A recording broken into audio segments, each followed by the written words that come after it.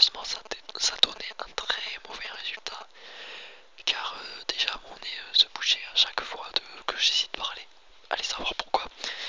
Et, euh, et puis je ne sais pas, j'avais du mal à lire à voix haute, beaucoup plus de mal à lire à voix haute qu'en chuchotant.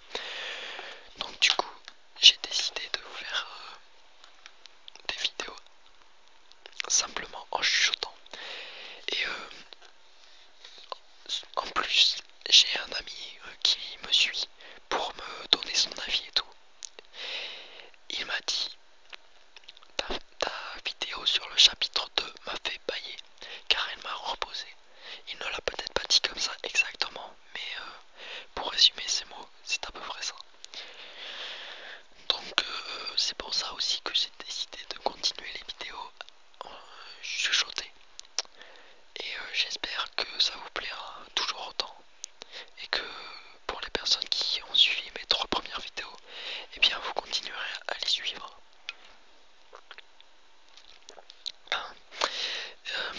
Donc aujourd'hui dans cette vidéo je vais vous lire le chapitre 3. J'ai décidé aussi de vous lire un seul chapitre par vidéo car déjà que je bug sur un chapitre à chaque fois, donc je suis obligé de recommencer plusieurs fois.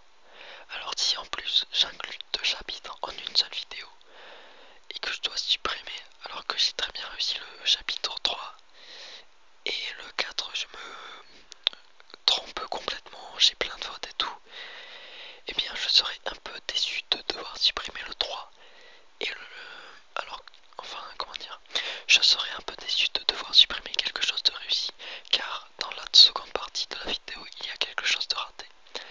C'est pour ça que je ne prends pas le risque de vous faire 2 chapitres et que je vous fais que un seul chapitre par vidéo. Donc merci de votre compréhension.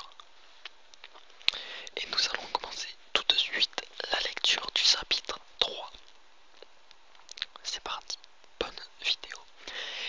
Décrassé, épuisé et touché, Adamsberg choisit de dîner au Noir de Dublin, un bar sombre dont l'atmosphère bruyante et l'odeur acide avaient souvent ponctué ses déambulations. Le lieu exclusivement peuplé d'Irlandais dont il ne pouvait saisir un seul mot présentait l'avantage unique de fournir humanité et bavardage à satiété en même temps que parfaite solitude. Il y retrouva sa table boisseuse de bière, l'air saturé des relents de Guinness et la serveuse Enid, à qui il commanda tranches de porc et pommes de terre. Enid servait les plats avec une antique et longue fourchette en étain qu'Adamsberg aimait bien, avec son manche en bois patiné et les 3 dents irrégulières de sa broche. Il la regardait déposer la viande, quand le clandestin ressurgit avec la brutalité d'un violeur. Cette fois, il lui sembla détecter l'attaque une fraction de seconde avant son déclenchement. Les poings crispés sur la table, il tenta de résister à l'intrusion. En tendant son corps, en appelant d'autres pensées, en imaginant les feuilles rouges des érables. Rien n'y fit, et le mal-être passa sur lui comme une tornade dévastation, prompte, imparable et violente, et puis qui, négligente, abandonne sa proie et s'en va poursuivre son œuvre ailleurs. Quand il put à nouveau étendre ses mains, il attrapa ses couverts, mais ne fut pas capable de toucher à son plat. La traînée de chagrin que la tornade laissait derrière elle lui coupait l'appétit. Il s'excusa auprès d'Enid et sortit dans les rues, marchant au hasard, hésitant. Une pensée rapide lui rappela son grand-oncle qui, malade, allait se caler en poule dans un creux de rocher pyrénéen, jusqu'à ce que cela se passe.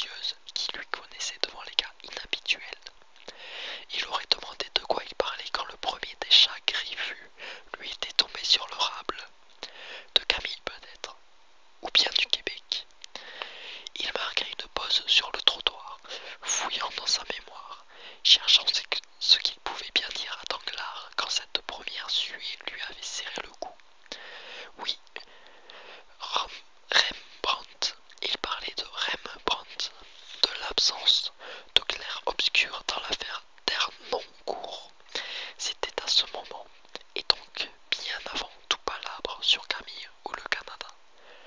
Surtout, il lui eût fallu expliquer à Pérez qu'aucun souci ne lui avait jamais fait dégringoler un chat fielleux sur les épaules, qu'il s'agissait d'un fait nouveau, du jamais vu, de l'inédit, que ces chocs s'étaient produits,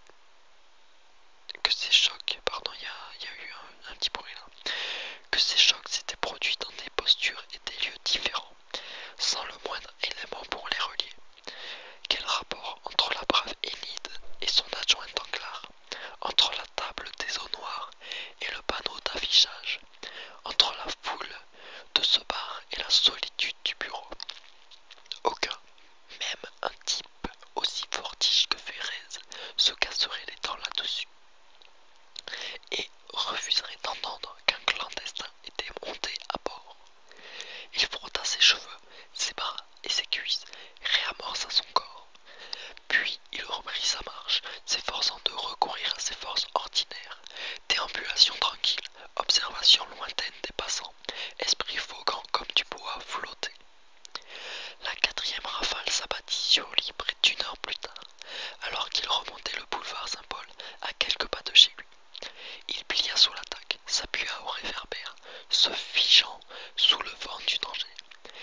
Il ferma les yeux, attendit. Moins d'une minute après, il relevait lentement le visage, détendait ses épaules, faisait jouer ses doigts dans ses poches, en proie à ce désarroi que la tornade laissait dans son sillage pour la quatrième fois. Une détresse qui faisait affluer les larmes aux paupières, un chagrin sans nom. Et ce nom, il le lui fallait. Le nom de cette épreuve, de cette alarme, car ce jour si banalement commencé par son entrée quotidienne dans les locaux de la criminelle, le laissait modifié, altéré, incapable de reprendre la routine de demain. Homme ordinaire, au matin bouleversé au soir, bloqué par un volcan surgi devant ses pas, gueule de feu ouverte sur une indéchiffrable énigme. Il se détacha du réverbère et examina les lieux comme il eût fait pour une scène de crime dont il eût été la victime, à la recherche d'un signe pouvant lui révéler le nom de l'assassin qui lui frappait dans le dos. Il se décala d'1 mètre et se replaça dans la position exacte où il se trouvait à l'instant de l'impact. Son regard parcourut le trottoir vide, la vitre sombre de la boutique sur sa droite, le panneau publicitaire sur sa gauche, rien d'autre. Seule cette affiche offrait une nette visibilité dans la nuit, éclairée dans son châssis de verre. Voilà donc la dernière chose qu'il avait perçue avant la rafale. Il examina. La reproduction d'un tableau de facture classique paraît une annonce. Les peintres pompiers du 19e siècle, exposition temporaire, Grand Palais, 18 octobre, 17 décembre. Le tableau représentait un gars musclé à la peau claire et à la barbe noire, confortablement installé sur l'océan, entouré des naïades et trônant sur une large coquille. Adamsberg se concentra un moment sur cette toile, sans comprendre en quoi elle avait pu contribuer à déclencher l'assaut, pas plus que sa conversation avec Danglars, que son fauteuil de bureau ou la salle enfumée des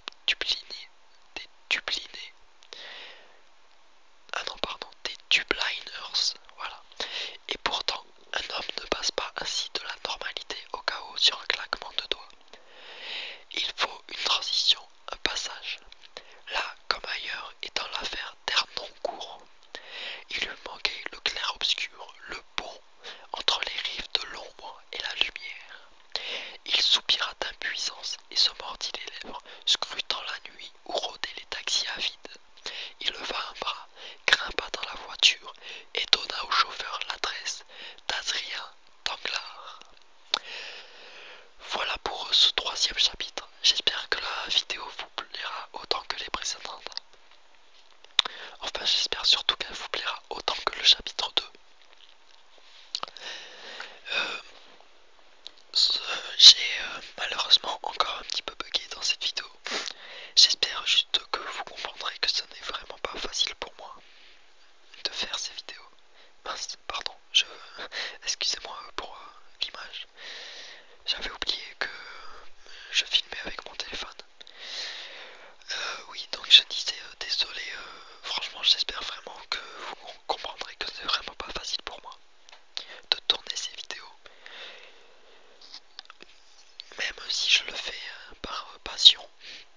Donc voilà. J'espère que vraiment que ça vous aura plu.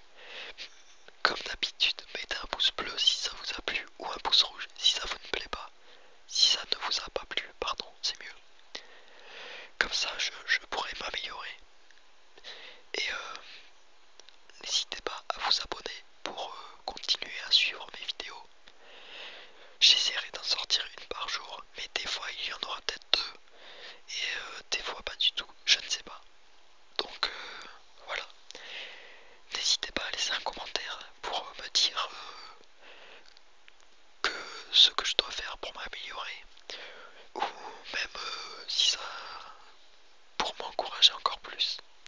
Donc voilà, allez, au revoir et à bientôt pour une prochaine vidéo de lecture sur ce livre intitulé Sous les vents de Neptune.